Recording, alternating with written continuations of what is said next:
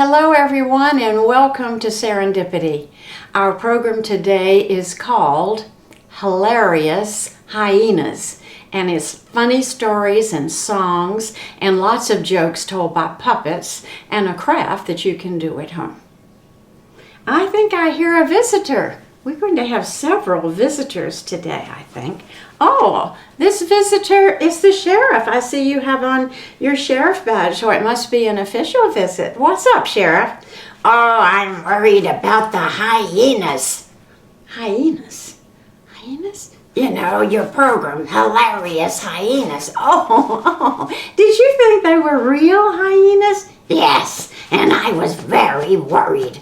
No real hyenas. I don't have any real hyenas. I called the program Hilarious Hyenas because hyenas are always said to be laughing. They're called laughing hyenas. And I think the reason is they make a noise that sounds kind of like laughing, and the way their mouth and their teeth are shaped, they seem to be grinning sometimes. But no, I don't have any real hyenas. That's a relief. Well, I'm glad you're relieved. Since this is a silly, funny show, do you want me to tell a joke? Oh, you have a joke? That'd be wonderful. Thank you. Tell me.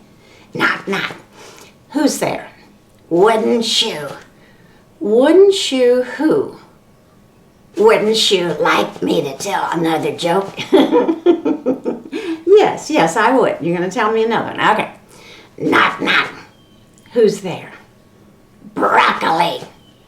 Broccoli who? Don't be silly. Broccoli doesn't have a last name. Thank you, Sheriff. Thank you so much for coming by. And you can come by and visit anytime. We'd love to see you. Bye-bye.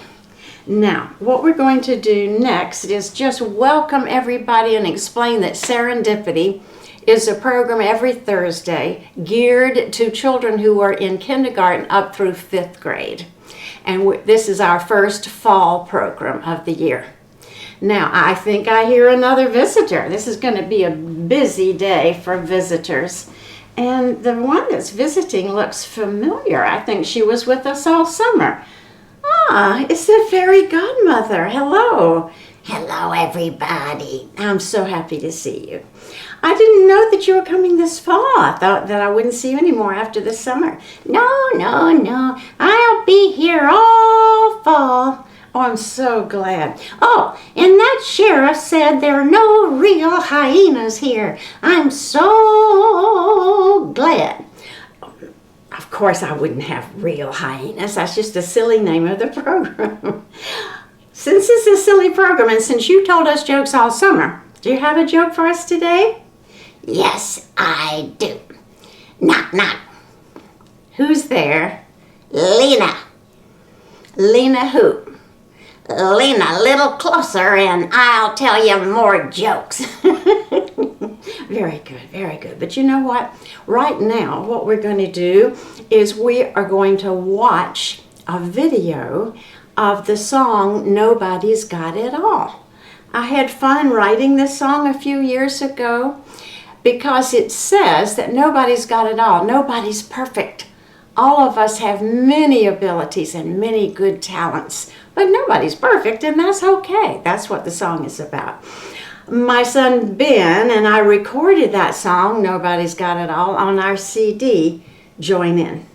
And today, Ben put graphics to it, very funny pictures of animals and children that help to tell the story that the song has. I hope you enjoy it. Nobody's got it all. Cats can purr, but they're not perfect. Dogs have paws, they're not flawless. Rabbits have fur, but go no further. Nobody's got it all. Cows can moo, but can't dance to the music. Sheep can baa, they can't twirl a baton. Horses can run, but let me run this by you. Nobody's got it all. When you feel cracked, just can't beat the competition. Don't give up, you'll succeed on one condition. Believe in yourself, know this admonition. Nobody's got it all. Turkey Turkeys can gobble, forget about the IQ. Ducks can wobble, because their feet are just two. Hens can squabble, not much else to do. Nobody's got it all. Do dogs have it all? Nobody. Do frogs have it all? Nobody. Do hogs have it all? Nobody. Nobody's got it all. So don't you sweat if your team has no power. Don't you fret if your minute waltz takes an hour. You'll succeed yet, you'll blossom like a flower. But nobody's got it all. Nobody. I said nobody. I said nobody. I mean nobody. I mean nobody's got it all.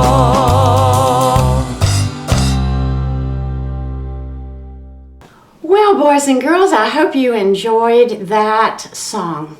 I think my son Ben did a very good job of finding the pictures that were just perfect. I really like that a whole lot. You did? I'm glad. Yes, I did. And I like that song because nobody's got it all, nobody's perfect, and look at me. I have beautiful hair. You do. Beautiful hair. And I'm a good swimmer. Oh, mermaids are wonderful swimmers. You certainly are a good swimmer. And I have a beautiful fin. Your fin is just gorgeous. It's probably the prettiest fin I've ever seen. Thank you so much. But guess what? What? I'm not perfect. You're not. No, I don't have any legs. But that's okay, 'cause nobody's got it all. Thank you, mermaid. Do you have a joke for us today? This is a silly program, so do you have a joke for us? Yes. What did the ocean say to the mermaid? What did the ocean say to the mermaid? I don't know. Nothing. It just waved. Oh, that was a good one. It just waved. Okay. Thank you very, very much for coming by. That's just excellent. And you know what we have next? We have a wonderful story. The story is Mother Bruce. Not Mother Goose, Mother Bruce. And you're going to really enjoy this story. Ryan T. Higgins wrote the story and drew and painted all the pictures, which are very, very funny. So we're going to watch that together, all right? Yes, it sounds good. This very funny book is entitled Mother Bruce. Not Mother Goose, Mother Bruce. And the author is Ryan T. Higgins. He made up the story and drew and painted the pictures, and won an Ezra Jack Keats Honor Book Award for this great story. All right, let's begin. Bruce was a bear who lived all by himself. He was a grump. He did not like sunny days. He did not like rainy days. He did not like cute little animals. Bruce only liked one thing: eggs. He collected them from all over the forest. He said, "Good morning, Mrs. Sparrow," as he took her eggs and put them in his basket. But Bruce didn't eat eggs raw like other bears. Instead, he cooked them into fancy recipes that he found on the internet. One day, Bruce came across a recipe for hard-boiled goose eggs drizzled with honey salmon sauce. So he went to get the ingredients. First, he caught a few salmon. Then he collected honey from a local beehive. He liked to support local business, you see. Last, he went to Mrs. Goose's to pay her a visit. He asked her, "Are these eggs free-range organic?" At home, Bruce prepared the eggs for hard boiling, but the fire in his stove fizzled, so he went out to get more wood. When Bruce came back, he was met with an unwelcome surprise. "Mama!" The eggs had hatched, and the little goslings thought Bruce was their mother. Bruce became the victim of mistaken identity. Bruce wanted hard-boiled eggs, not goslings.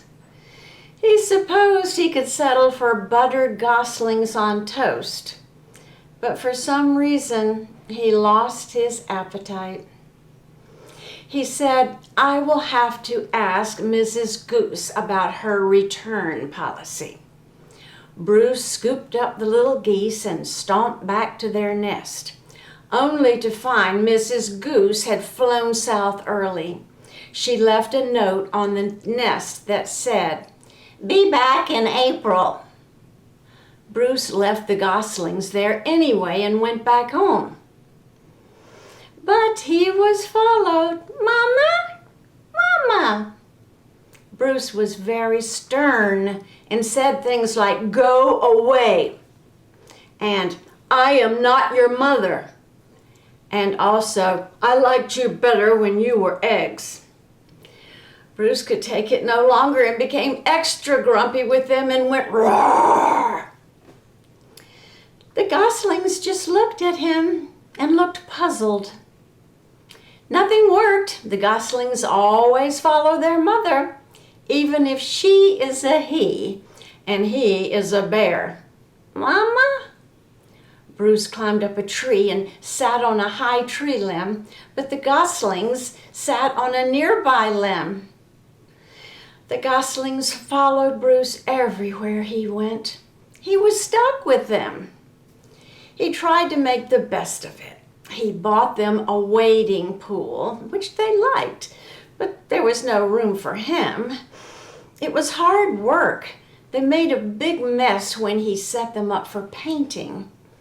Then he had to buy a front carrier to carry the 4 goslings in. The goslings sat in their high chairs, but they did not like Bruce's food. They said things like "bleh" and "ew" and "yuck." And when he fell asleep on a log, the goslings fell asleep on the log too, some of them even on top of Bruce. As the seasons passed, Bruce watched the pesky goslings grow older, from annoying baby geese to stubborn teenage geese to boring adult geese. Then, one fall afternoon, Bruce saw other goose families flying south. Finally, he'd be rid of those geese, and he could take a long winter nap. Bruce explained migration to them, but they didn't listen. They just put on coats and hats when it got colder. Bruce needed the geese to leave, so he got creative. He set up a slingshot between 2 limbs of a tree and tried to make them fly into the air wearing their red scarves and old pilot hats and goggles. But that didn't work. The geese would not leave Bruce. He set them off in little remote control airplanes, but they flew right back. They were all hugging Bruce. So, Bruce decided to pack some bags and take his geese into town. They boarded a bus and migrated to Miami. Now, every winter, Bruce and his geese head south together. They laze about at the beach in tacky shirts, sipping ice-cold lemonade while Bruce dreams of new recipes that don't hatch. One day, one of the young geese was out in the sand walking across the beach when a baby turtle hatched out of his eggs, looked at the young goose and said, "Mama?" And that is the story of Mother Bruce. Well, I hope you enjoyed that story, Mother Bruce. I think it's so funny. I loved all the pictures, and it's just really great book by Ryan T. Higgins. Look, we have another visitor. It's a Mr. Pig, and Mr. Pig, I'm so glad you came over on your motorcycle. It's nice to see you, although it's the first time we've ever had you on our program. I like that story. That story about Mother Bruce. You did? Oh, good. I'm so glad you liked it. And I just happen to know some jokes about bears. Oh, you just happen to know some jokes about bears? Wonderful. Tell us one, okay? Yes. What is black and white and red all over? Black and white and red all over. I give up. A panda bear with a sunburn. A panda bear with a sunburn. That's a good one. You got another one? Yes, I have. One more. What do you get if you cross a bear and a skunk? What do you get if you cross a bear and a skunk? I give up. You get Winnie the Pooh.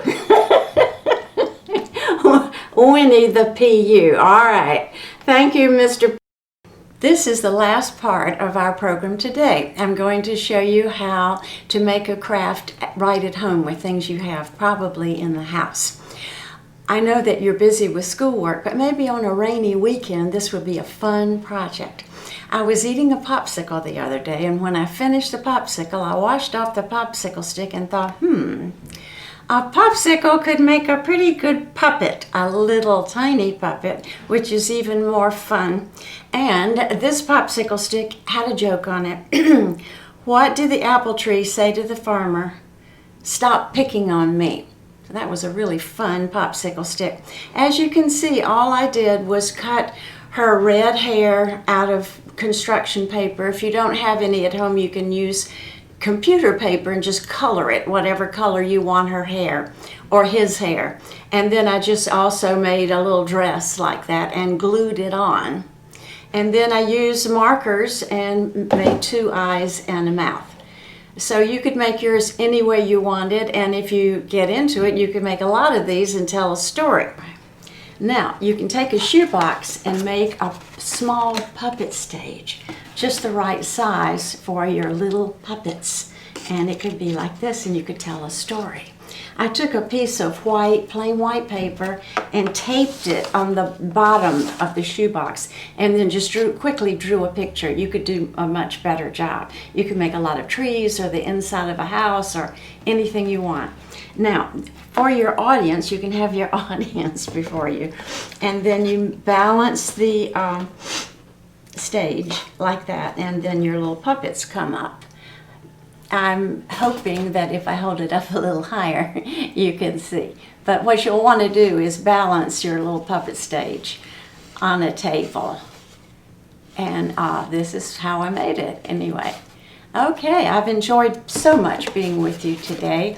I hope you will tune in next week when we have a fun program about dogs and ice cream.